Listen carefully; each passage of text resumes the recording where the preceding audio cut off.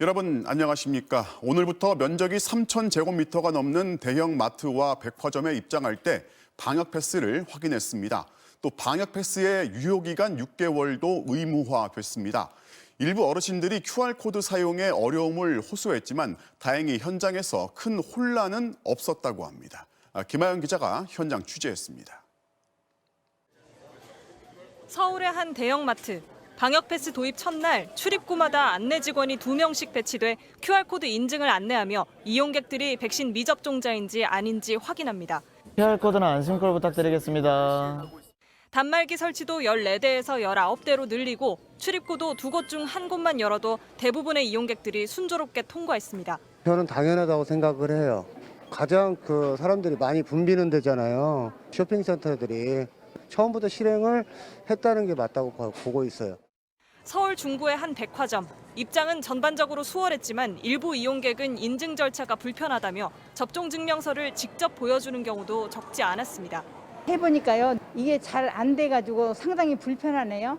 그래서 그 예방접종 맞은 표 그거 가지고 통과했어요. 접종 정보를 갱신하지 않은 어르신들은 직원의 도움을 받아 들어갔습니다. 확인을 해야 되거든요. 네, 확인됐습니다. 대형마트와 백화점은 오는 16일까지 계도 기간이 적용되지만 식당과 카페에서는 오늘부터 방역패스 유효기간 6개월 적용이 의무화됐습니다. 이 때문에 미접종자나 유효기간 안에 추가 접종을 받지 않은 사람들은 문 앞에서 발걸음을 돌리기도 했습니다. 저번 주는 좀 계도 기간이어서 괜찮았는데 오늘부터는 조금 돌아가신 분들이 조금 있으시긴 하시거든요, 오셨다가. 충북 청주의 한 대형마트에서는 방역패스 반대 시위대가 매장 진입을 시도했습니다.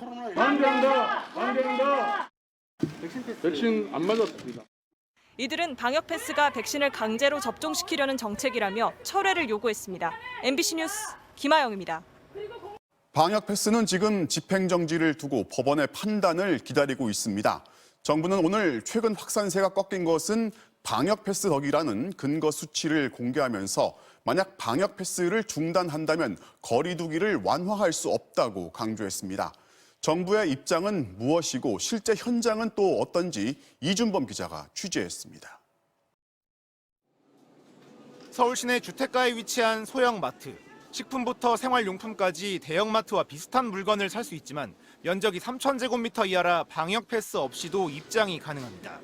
80명 이상 되지 않을까. 아무튼 여기 안심번호를 해놨어요. 이와 비슷한 동네 슈퍼와 중소형 상점이 전국에 102만 곳. 이 때문에 정부는 백신 미접종자란 이유로 생필품 구매를 막는 등 방역 패스가 기본권을 침해한다는 주장은 사실과 다르다고 설명합니다. 대신 그 효과는 분명하다고 강조합니다. 지난달 6일 식당과 카페까지 방역 패스를 적용하는 조치가 나왔고 18일부터 거리 두기가 강화됐는데 두 개의 조치가 상호 보완 작용을 하면서 확산세를 잡았다는 겁니다. 방역 패스 없이 확산세를 잡으려면 거리 두기 조치를 더 강화하는 수밖에 없는데 이 경우 시민들과 자영업자의 피해가 훨씬 커질 것이라고 전망했습니다. 일상회복 과정에서 방역패스 도입을 통해 거리 두기를 완화할 수 있었고 12월에 다시 위기를 맞이했을 때도 방역패스 확대를 우선 추진하여 거리 두기 강화를 최대한 늦출 수 있었습니다. 코로나 대유행 상황에서 사회적 피해를 최소화하면서 방역을 할 수 있는 방법이 방역패스라는 겁니다. 백신 패스를 하지 않는다면 지금 4인이란 9시의 정책 갖고는 버틸 수가 없죠. 사회적 거리두기 다음에는 봉쇄거든요. 그 안에 기본적인 생활을 하자는 겁니다. 밀집도가 높은 대중교통에 방역 패스를 적용하지 않은 이유에 대해선 사회 경제 활동을 위한 기본권 침해를 최소화하기 위해서라고 밝혔습니다. 반면 방역 패스 적용 대상을 정하는 과정에서 정부가 충분한 설득과 소통을 하지 않아 논란을 키웠다는 비판도 나옵니다. 우리 국민들의 그 합리적인 그런 이해를 구하는 것이 더 방역 정책에 있어서의 이해를 높이는 그런 정책이 될 수 있다고 저는 생각을 합니다. 방역 패스 적용을 멈춰달라며 제기된 집행정지 신청에 대한 법원의 판단 결과는 이르면 이번 주 중 나올 예정입니다. MBC 뉴스 이준범입니다. 확진자나 위중증 환자는 감소하는 추세가 분명합니다. 하지만 오미크론 감염자 비중이 계속 커지다 보니 다른 나라처럼 언제든 확진자가 폭발적으로 증가할 가능성이 있습니다. 지금의 거리두기 지침이 이번 주에 끝나는데 정부가 일부 지침을 완화할지 아니면 그대로 연장할지 고심하고 있습니다. 박소희 기자입니다. 오늘 코로나19 위중증 환자 수는 786명. 12일 연속 감소하면서 34일 만에 700명대로 떨어졌습니다. 신규 확진자도 3,007명으로 나흘 연속 3,000명대를 유지했습니다. 전국의 코로나19 위험도도 7주 만에 매우 높음에서 중간으로 2단계 떨어졌습니다. 수도권은 중간, 비수도권은 낮음으로 평가됐습니다.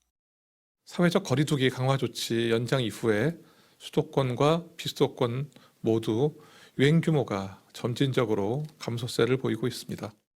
이에 따라 정부는 이번 주 끝나는 현행 거리두기 조치를 완화하는 방안을 검토할 계획입니다. 모레 일상회복지원위원회 회의에서 거리두기 적용 대상을 조정하는 방안들을 논의할 예정입니다. 다만 방역당국은 아직 4차 유행이 끝난 건 아니라며 단계적 일상회복 시작 당시와 비교하면 확진자는 2배, 위중증 환자도 3배나 많다고 강조했습니다. 특히 오미크론의 무서운 확산세가 위험 요인입니다. 국내 오미크론 검출률은 지난달 넷째 주 3.7%에서 지난주엔 12.5%로 2주 사이 급증했습니다. 방역당국은 1월 말쯤에는 오미크론이 우세종이 될 가능성이 높다고 밝혔습니다. 많은 사람들이 오가는 설 연휴가 분수령이 될 전망입니다. 순식간에 닥쳐올 오미크론의 파고에 철저히 대비해야 할 골든타임이 얼마 남지 않았음을 의미합니다. 해외의 경우 오미크론 유행으로 확진자가 4배에서 많게는 10배까지 폭증한 걸 감안할 때 증상은 경미해도 확진자가 늘면 방역과 의료 대응에 과부하가 걸릴 수 있어 미리 대비가 필요하다는 겁니다. 정부는 PCR 검사 역량을 기존 75만 건에서 85만 건으로 늘리고 유행 확산 시 PCR 검사는 고령층과 기저질환자, 밀접 접촉자 등을 우선순위로 하기로 했습니다. 또 확진자 치료를 동네 의원으로 분산하고 재택치료 중심으로 일반 치료병상 체계를 전환하는 방안도 검토하고 있습니다. MBC 뉴스 박소희입니다.